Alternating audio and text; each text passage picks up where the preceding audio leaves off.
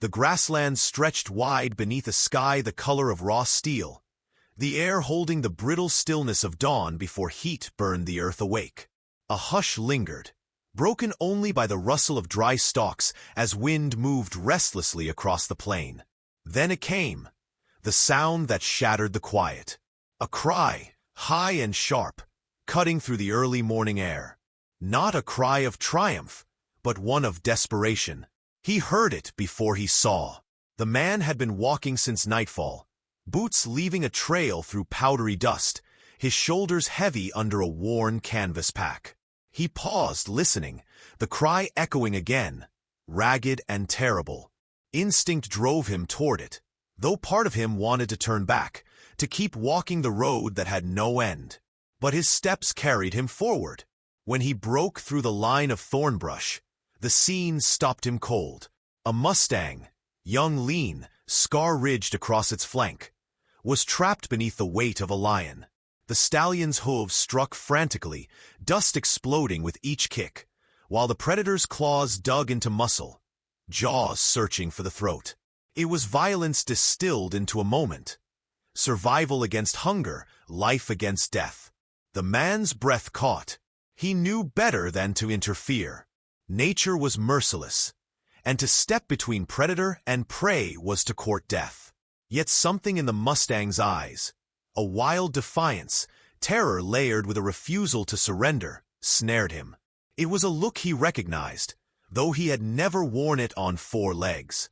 He had carried it in darker days, when the world had pressed its weight onto his chest and dared him to rise again. His hand closed around the haft of the walking stick strapped to his pack. He had nothing else, no rifle, no blade beyond a pocket knife too small for anything but wood. Still he moved, not recklessly, but with the steady, deliberate steps of a man who had made peace with risk long ago. The lion lifted its head, muzzle dark with blood. Golden eyes locked onto him, narrowing with insult at the intrusion. A growl rumbled deep in its chest, a warning that should have frozen him in place. He forced his legs to keep moving, heart pounding so hard it drowned the sound of his own breath. He shouted, voice raw. The lion's ears flicked back. He swung the stick, slamming it against a stone, sparks flying. Dust and sound filled the space between them, enough to shift the balance for an instant. The Mustang seized it, driving a hoof into the lion's shoulder. The predator stumbled, twisting toward the man with a snarl. For a heartbeat it seemed ready to spring. The man raised the stick high, his frame taut, eyes locked on the beast. He gave nothing of fear away. Something passed in the silence, some recognition between hunter and intruder. Then the lion stepped back, not defeated, but unwilling to waste more strength. Its muscles rippled as it turned, loping away into the grass with one last lingering glare. Dust settled slowly. The Mustang collapsed onto its knees, sides heaving, sweat and blood streaking its coat. The man lowered his stick, the tremor in his hand betraying what his face did not. He stood for a long moment, chest rising and falling, trying to believe what he had done. At last he crouched beside the horse. The animal's breath rasped, eyes rolling white, but it did not lunge or flee. Perhaps exhaustion chained it, perhaps something else. He pressed his hand lightly against the wound, feeling the hot pulse beneath skin. The Mustang flinched, but did not strike. "You should be dead," he murmured, though whether he spoke to the horse or himself he could not say. The plain stretched wide around them, indifferent, silent once more. He knew the animal might not last an hour, not with blood pouring into the dust. Yet as he met its gaze again, he felt the same stubborn fire he had glimpsed before, a refusal to yield even with death pressing close. Something in him shifted. He could walk away, leave the beast to fate, pretend this had been nothing but a passing encounter. But his legs refused. He remained kneeling, one hand steady on the heaving ribcage, as if anchoring it to the world by touch alone. The wind changed, carrying the faint scent of a lion still lurking somewhere beyond sight. The danger was not gone, only delayed. He glanced at the horizon, then back at the Mustang, knowing a choice was already made. He could not leave it.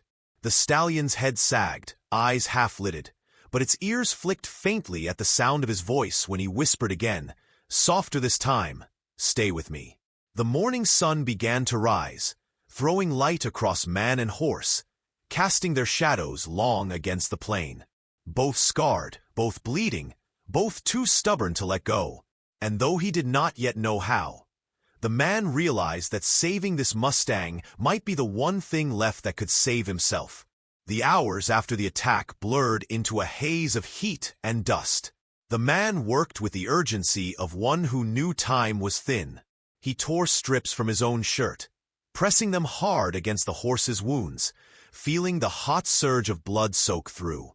Each touch was met with a flinch, the tremor of muscle too weak to resist, but too proud to surrender. He murmured under his breath, words without weight, meant less for comfort than for rhythm, a steady sound in the silence of the plain. The Mustang's eyes stayed fixed on him, wide and wild, as if judging his every movement. Trust was not granted, only withheld, and the animal guarded it fiercely even at the edge of collapse. He met that gaze without wavering, letting it see the lines cut deep across his own face, the scar along his jaw, the fatigue clouding his eyes. Two creatures bound by wounds, each suspicious of the other, yet bound now by necessity. When at last the bleeding slowed, he sat back, his hands sticky with red. The sun had risen higher, heat pressing down in waves, baking the earth around them. He fetched his canteen, the last of his water, and tipped it slowly toward the Mustang's lips. At first it turned away, nostrils flaring, but thirst won out. The stallion's tongue flicked, rough against metal, and then it drank. The man let it drain the canteen dry though his own throat burned raw. A memory pressed at him as he watched, the stillness of another body, years past, when he had not been fast enough. His boy's fever had taken him before dawn, and no amount of cloth, water, or whispered words could keep him. The weight of failure had settled on his shoulders like a yoke, driving him to wander these barren places where no one asked his name.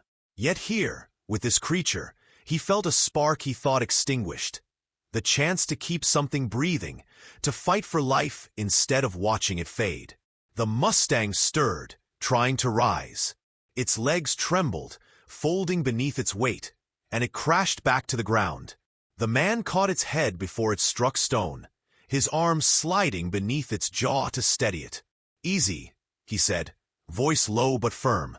The stallion snorted, a sound sharp with defiance, but it stayed still. He felt its breath hot against his sleeve, a fragile tether holding them together. As daylight burned, he dragged thorn branches into a loose circle, crude protection against whatever might stalk them again. Each branch tore at his skin, left welts and scratches, but he worked without pause. He had seen the lion's eyes before it vanished, anger, unfinished hunger. It would return. When the work was done, he collapsed into the dust beside the horse, body aching from every motion. The animal watched him still, ears flicking at each shift of wind, every distant cry of carrion birds. Hours passed in heavy quiet. The man's lids drooped, but he forced them open each time, unwilling to let down the guard neither of them could afford to lose. By evening, the light softened. The stallion moved again, this time managing to stand, swaying but upright. The sight pulled him to his feet as well, his chest tight with something between pride and fear. He held out a hand, palm open. The Mustang's ears pinned back, then eased. It took a step closer, ribs quivering, and for the first time pressed its muzzle lightly against his palm. The touch lasted only a breath, but it carved something deep inside him. Night crept in quickly. The man built a small fire, smoke curling into the vast dark. The stallion lay nearby, sides rising steady now, no longer frantic. He spoke into the quiet. Words meant less for the horse than for himself. "I don't know if you'll live till morning, "But I'll be here if you do." His voice cracked, but there was resolve in it, iron beneath the weariness. From beyond the ring of firelight came a sound. A low rustle, a whisper of movement too deliberate to be wind. The man froze, hand tightening on the walking stick lying close by. The Mustang's ear shot forward, nostrils flaring at the scent. The darkness beyond the fire seemed to deepen, holding its breath. He rose slowly, every muscle tense, eyes straining against the black.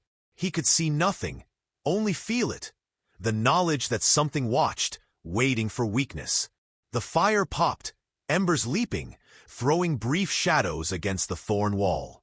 The stallion edged closer, its body brushing his shoulder as if seeking shelter. The man placed a steadying hand on its neck, his heart thundering in his chest. Whatever lurked beyond had not left. The night would not pass in peace, and as the weight of that truth settled in, he knew this fragile bond between man and Mustang was about to be tested far sooner than either was ready. The night stretched long, each hour stretched taut as wire. The fire shrank to embers, the thorn wall whispering with every shift of wind. He stood watch with the walking stick across his knees, exhaustion clawing at his skull, yet his senses remained sharp. The Mustang dozed in intervals, ears twitching, head lifting at every sound. They were two silhouettes bound by the same fragile circle of flame, both waiting for the predator that had not given up. When dawn bled across the horizon, pale and merciless, the silence broke. A growl, low, steady, a tremor in the earth more than the air. The stallion jerked upright, nostrils wide, hooves pawing at the dirt. The man's grip tightened on the stick, though sweat already slipped down his brow. In the half-light, the lion appeared, body sleek, muscles rippling beneath a golden coat still dusted from last night's prowl. Its eyes burned with hunger and insult, fixed squarely on the prey it had been denied. The man's chest rose and fell in shallow bursts, but he moved with steady hands. He lifted a branch still tipped with fire, coaxing flame back to life, the smoke stinging his eyes. "Not today," he muttered, though his voice cracked. The lion prowled closer, tail lashing, each step calculated, inevitable. The stallion pressed against him, weak yet defiant, refusing to retreat. It was no longer merely prey. It stood as if it had chosen its side. The predator circled, pacing the perimeter, searching for a breach in the thorn wall. The man thrust the burning branch outward, sparks flying. The lion recoiled but did not break. It lowered its head, shoulders bunching with intent. He felt his heartbeat thunder, each pulse echoing in his ears, yet he did not move back. His legs bent, ready to meet the force he knew was coming. The moment snapped. The lion lunged, a blur of claws and teeth, crashing through the thorns with a crack like splintering bone. The man swung the branch, fire searing fur, but the blow landed short. The beast twisted, paw striking his arm, tearing skin, sending blood spilling hot and fast.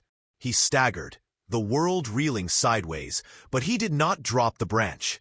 With a guttural cry, he thrust it forward again, the flames catching against the lion's mane. The smell of singed hair filled the air. The Mustang reared, striking out with hooves that whistled through the narrow space. One landed true, slamming into the predator's shoulder, staggering it long enough for the man to press his attack.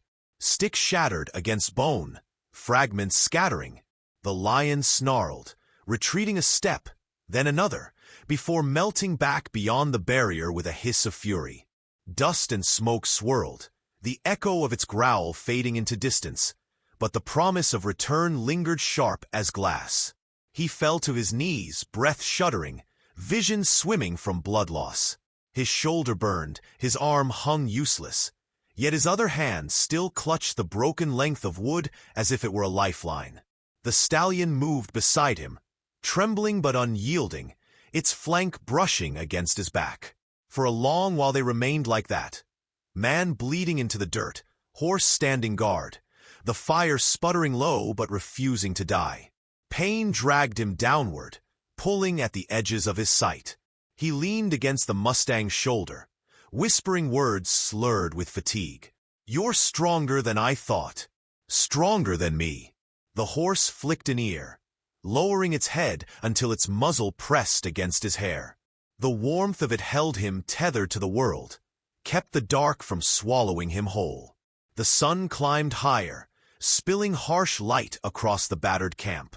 He fought to keep consciousness, knowing if he surrendered, the lion would finish what it had begun.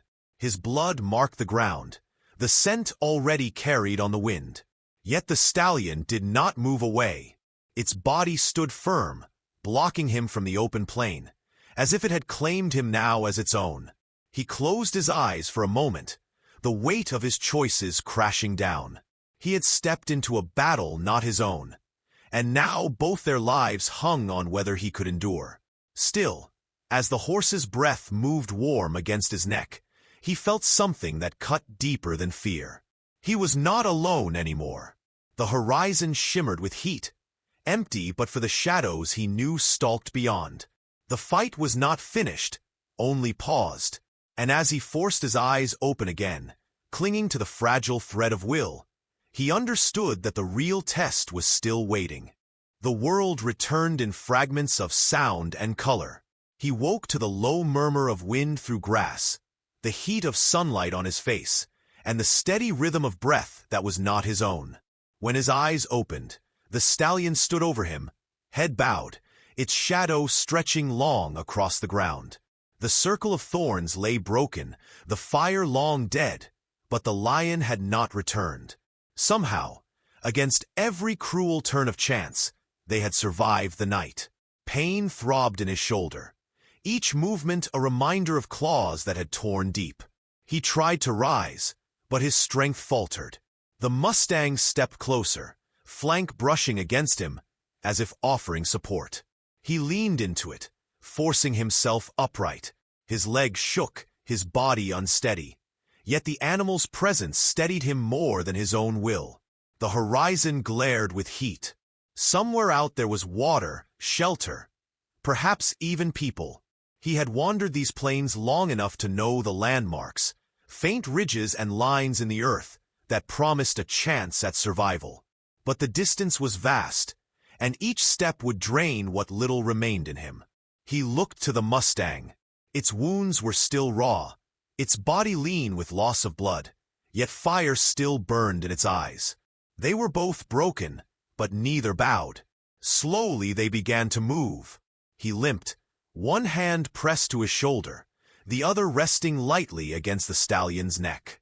The horse matched his pace, not pulling ahead, not faltering behind, as if bound to his rhythm. Together they crossed the brittle expanse, each step echoing the quiet defiance that had saved them once already. Hours dragged heavy, the sun relentless, his vision blurring at the edges. When he stumbled, the horse stopped waiting. When the horse faltered, he steadied it with murmured words, voice rasping but steady. Their survival became a rhythm of give and take, two lives stitched together by necessity and something deeper neither could name. By the time they reached the shallow dip in the land, dusk was already bleeding into the sky. A trickle of water wound between stones, not much, but enough. The Mustang lowered its head first, drinking greedily, while he knelt beside it, cupping water in his good hand. Coolness slid down his throat, pulling him back from the edge. For the first time since dawn, he allowed himself to breathe. The stallion lifted its head, droplets shining on its muzzle, and looked at him. In that gaze was no wild terror now, only something steady, almost solemn. He thought of all the miles he had walked alone, carrying the ghost of his son's last breath, searching for nothing he could name. And here, against all reason, stood a creature that had chosen to stay. Not tamed, not broken, but present. That, he realized, was the miracle. As night settled, they drew close to a cluster of trees that offered cover. He gathered fallen branches, coaxing a small flame back to life, and the stallion lay nearby, Its body curled, breath slow but calm. He sat beside the fire, staring into the coals, feeling the ache of his wounds, the sting of memory, and yet also the quiet weight of gratitude. "You should have run," he whispered. The horse flicked an ear, as if hearing. "But maybe you knew I couldn't." Sleep came fitful, broken by the groan of branches and distant cries of night animals. Each time he woke, the stallion was still there, watching the dark. The bond between them was no longer fragile. It had been sealed in blood and fire, in defiance against a predator that should have claimed them both. When dawn broke again, soft and pale, they rose together. The man's arm hung stiff, his body bruised, but his spirit no longer bowed beneath the same weight. He reached out, brushing his hand along the stallion's neck. The horse did not flinch, only stood taller, as if strength had returned to both of them at once. On the horizon lay the uncertain stretch of land that would test them again. Dangers would return, perhaps even the lion itself, but the man no longer felt hollow before it. The Mustang had given him more than survival. It had given him reason. As they stepped forward into the new day, the light caught them side by side, man and horse, each scarred yet unbroken. And though no one else bore witness, it was enough. The wild had taken its claim, and in return, it had offered something rare.